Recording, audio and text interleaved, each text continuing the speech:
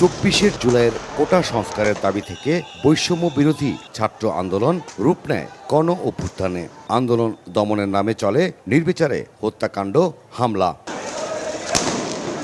তৎকালীন আওয়ামী অস্ত্রধারী ক্যাডাররা হত্যা, হামলার পাশাপাশি গুম করে লাশও। অভিযোগ আছে, ঠিকানা জানার পরেও অজ্ঞাত পরিচয় দেখিয়ে দাফন করা হয়েছে অনেক লাশ। স্বৈরাচার সরকারের কারণে তাদেরকে বেয়ারিশভাবে দাফন করেছে। তারা কেউ বেয়ারিশ না, তারা সবাই ওয়ারিশ। আমার ভাইয়ের নাচ আমরা পায়ে দিবেন। আমার ভাইয়ের একটা হাড্ডি যদি থাকে আমি গ্রামের বাড়ি নিয়ে আমি দাফন করবো। আমি কবর নেই, আমার ভাইয়ের কবর নাই। এটা কবরটা দিয়ে ফাইটে রয়েছে। আমি চিকিৎসা পড়লাম যে এই যে আমরা গাছ, এই আমার ছেলের কবর। তারপরে আমি পড়তে বিশুদ্ধ বাড়ি চলে যেতাম, কেউ আমার বাড়িতে আটকে রাখতো না। জুলাই হত্যাকাণ্ড নিয়ে অন্তর্বর্তী সরকারের কাছে প্রতিবেদন দেয় জাতিসংঘ। আন্তর্জাতিক অপরাধ ট্রাইব্যুনালের প্রধান আইন কর্মকর্তার দাবি, নতুন করে গণকবরের সন্ধান মিলেছে। সব মরদেহ শনাক্তের পর প্রকৃত নিহতের সংখ্যা আরও বেশি হতে পারে।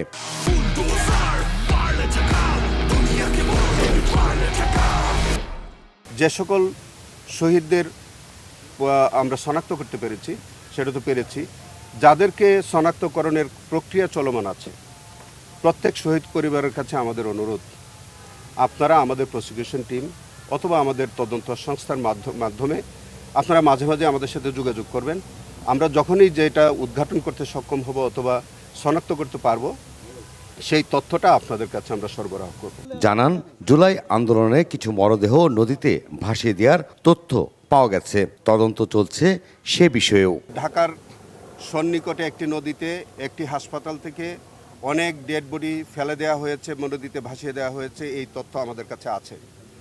আমরা সেই হাসপাতাল, সেই তখনকার কর্তৃপক্ষ এবং যারা এই ঘটনার সাথে জড়িত, সেটি আমরা শনাক্ত করার চেষ্টা করছি।